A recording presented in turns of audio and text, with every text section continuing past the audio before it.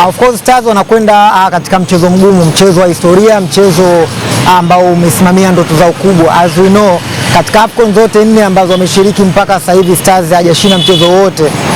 Kwa hiyo kuendea kwenye mchezo huu means kwamba wanakwenda kwenye mchezo wa ndoto zao, mchezo ambao wanahitaji kwenda kuweka ndoto ya kupata ushindi wao wa kwanza kwenye historia ya AFCON, lakini ushindi ambao utaweka kwenye mazingira mazuri ya kwenda kwenye knockout stage.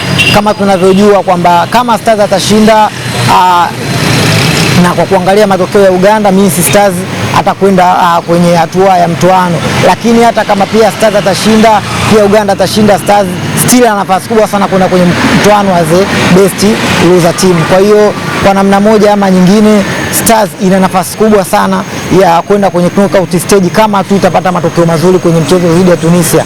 Wanakwenda kukutana na Tunisia ambayo tayari imetoka kujeruhiwa kwenye last game dhidi ya Nigeria kwa kichapo cha mabao 3-2.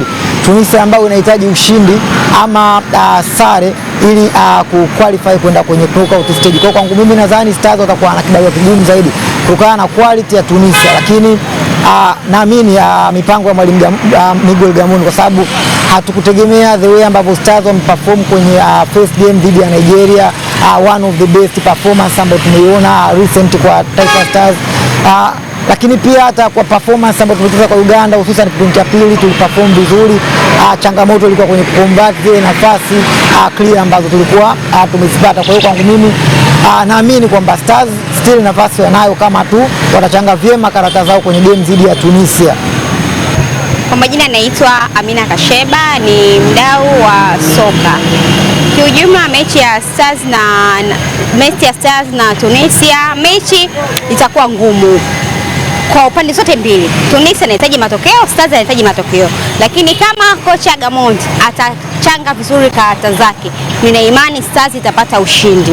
Kwa sababu gani ushindi? Tunaona mechi dhidi ya Uganda kuna namna kocha alifanya mabadiliko. Tunaona Dickson Jobu alianza sabu, lakini pia tunaona kabisa Kapumbe ambaye watu wengi walikuwa wanategemea katika Stars atacheza, lakini Uganda hakucheza. Kwa hiyo tunaona ni namna gani kocha anapanga wachezaji kwa namna ya mechi ilivyo au kwa namna ya wapinzani jinsi walivyo. Kwa hiyo Watanzania wasikate tamaa. Watanzania wanapaswa kuipa sapoti Stars, uwe huko Tanzania, uwe huko Morocco. Kama huko Morocco inakuwa ndio vizuri zaidi kujitokeza uwanjani kwa ajili ya kupa hamasa. Lakini jambo lingine pia inakuwa ni kwetu kwa kujifunza, kwa sababu kuna nchi nyingi zinashiriki katika ile mashindano, kuna Nigeria. Kiujumla kikosi tunacho, kikosi kizuri, kikosi kina mabadiliko. Mabadiliko yanakujaje? Tunaona timu ina nidhamu, timu inajituma, timu ina umakini, timu ina hari, tofauti na hapo nyuma. Kwa sababu gani tunasema timu ina hari? Timu inajituma, ina nidhamu, inamheshimu mpinzani, pia inakuwa inajituma vizuri. Kwa hiyo ni jambo zuri. Kwa hiyo tunaamini katika mashindano ya AFCON 2027 kuna namna timu yetu ya taifa itafanya jambo.